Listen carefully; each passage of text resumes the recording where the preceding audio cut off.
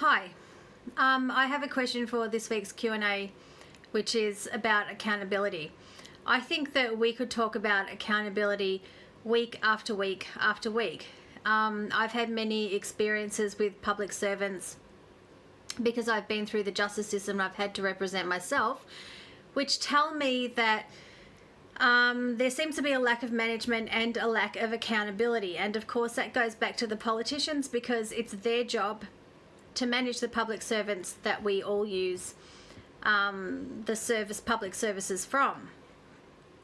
I went through the court over a number of years, and I was in court many times applying for intervention orders, getting intervention orders, going to intervention order hearings. I had to speak to the police and ask them for help, and those experiences were pretty bad. For example, on one occasion I went to court and a lawyer who was representing a person that I took out an intervention order against yelled at me until I burst into tears and continued yelling at me while I was crying. I think that that lawyer should be charged with assault, and I think that all lawyers who behave like that should be charged with assault. I've heard that also happens in rape cases as well. Luckily for me, I wasn't in court for that reason. But I have heard of people who are victims who've been treated like that in court and who have not only cried but have also vomited because of the aggressive questioning that they get from lawyers. I think lawyers should be accountable, and also the judges who sit there and do nothing when those things happen to victims should be accountable. After all, as a victim, I had to deal with the assault that I suffered from the person that I alleged assaulted me, and then when I went into court I was assaulted once more verbally by his lawyer. For some reason, I don't know why that happened, and I don't know why that behaviour is allowed. I think it's about time that lawyers became accountable for their behaviour in court. However, believe it or not, my experiences in court are not the reason why I'm asking this question. As I said before, it comes back to the politicians. I really think that after all, the courts are public services. The Magistrates Court is public service. VOCAT is a public service. When you get an intervention order, there is no fee involved, and especially if you go and represent yourself, because of course that's funded by the state government. Anyway, getting back to the emphasis of my question, which was on the politicians who need to be managing the people who administer the services that we need, and not only do we use, but they affect our lives so greatly. A bad decision from a public service can change the course of your life, and that has happened to me. My life is a perfect example of what happens when things go wrong in the public service.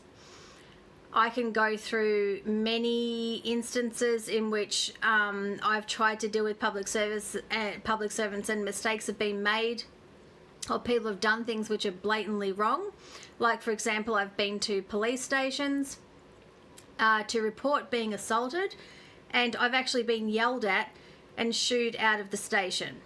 I believe that the police in Victoria behave like that because there is no Victoria Police Ombudsman, and they're therefore not accountable, which of course comes back to the government because it's the government's responsibility to implement an ombudsman in this state to assist people, which would then have the effect of avoiding situations like that because the police involved would know that they were accountable, and therefore incidents like that wouldn't occur in the first place.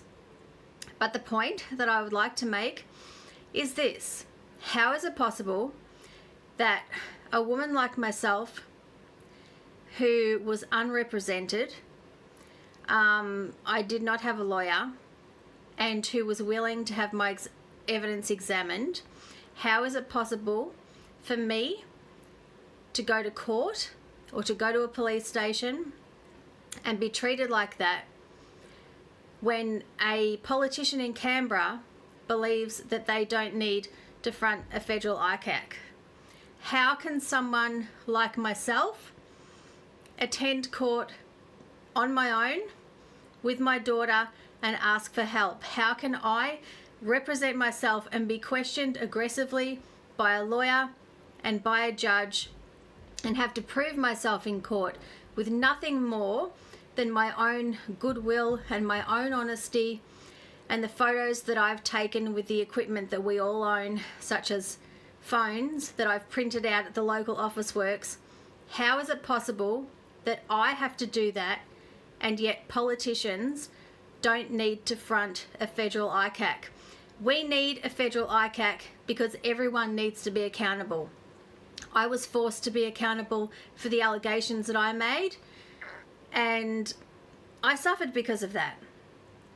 And I suffered financially, I suffered emotionally, and people were not accountable. But why can politicians not be subject to the same examination that I was? That doesn't seem fair, it doesn't seem right, and it doesn't seem productive. In order to exist in our society, we should all be treated in the same way, and we should obviously be examined in the same way. The evidence that I presented to the court is probably still at the court, and it is still in the hands of the lawyer that was defending the person that I was making the allegations against. In other words, the evidence that the allegations that I was making is free for people to examine. But can we examine allegations that have been made against politicians? Can we examine the answers that politicians give in the same way that my answers have been examined in court?